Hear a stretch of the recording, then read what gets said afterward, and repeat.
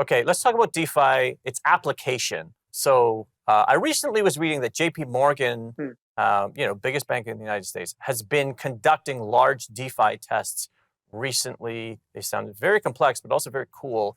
Is DeFi the future of banking?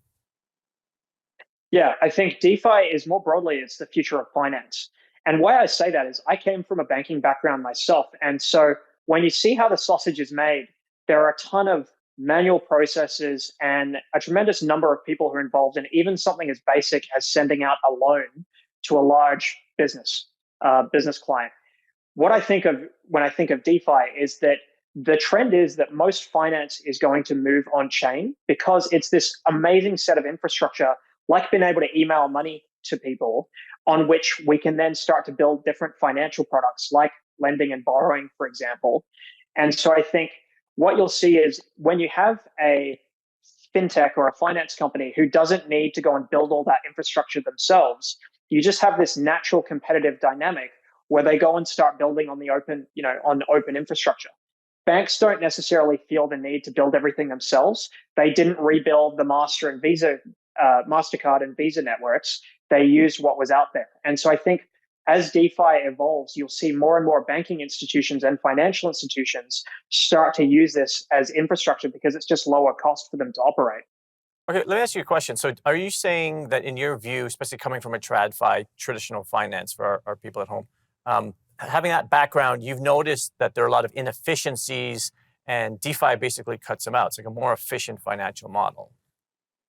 Yeah, 100%. If I look at what goes into sending out a loan from a bank to a large company, there is a whole team of people working on operations who have to program that in, and it can only go out during business hours. If I look at how that can be accomplished with DeFi, particularly what we've built with Maple, that's really a click of a button by a lending company to just hit, fund loan, and then the money is instantly transferred directly from the wallet of the lender out to the wallet of the borrower. It cuts out any number of operational processes.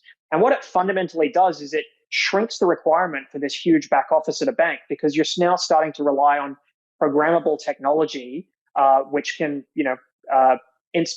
programmable technology where you can code up the terms of a loan into a piece of software in a way that can't be done in conventional banking. Okay, so well, let me ask you a question. Maybe it might be like honestly a stupid question, but I'm going to ask you. Like, is DeFi limited to the financial system? Like, can you use that technology and that ethos in other industries? Yeah, so I think it's the core kernel of it is taking place in the financial system, but it also includes, like, if you look at the financial system, it's huge and includes ancillary products and services like asset management, AML, KYC, digital identity, and these are all things that I think um, uh, will occur and be built as services around DeFi. Like the idea of having a digital identity is tremendously powerful. And if you look at really large companies like Stripe, you look at their mission and it's to increase the GDP of the internet. If you look at what that is, the meat of that is connecting the transfer of money with consuming, services and goods on top of the internet. When you look at what DeFi's promise is, it is essentially that. It's turning that into an open piece of infrastructure that anyone can access and use. So I think the potential of DeFi to impact and touch things like online gaming, sports and esports, as well as I mentioned before, digital identity and asset management is definitely tremendous there. Okay, so do you largely view cryptocurrency the way that the public perceives it is really just sort of like a speculative asset, but you see like DeFi disrupting the financial system? Yeah, 100%. So I think the earliest, like seeing it as a speculative asset is a very natural trend early on, because if you look at the first innovation, it wouldn't have been that interesting if you just put US dollars on chain. So that was why Bitcoin was the very first cryptocurrency. But using that as a base layer, you then build applications like DeFi on top, which requires you to, DeFi requires you to be able to build financial products. And so I think uh, the public's conception is that as more of these products are built, they're going to see it starting to replace financial products. As I said before, my own background was banking and lending, and so I look at this as a much easier way to run a lending company.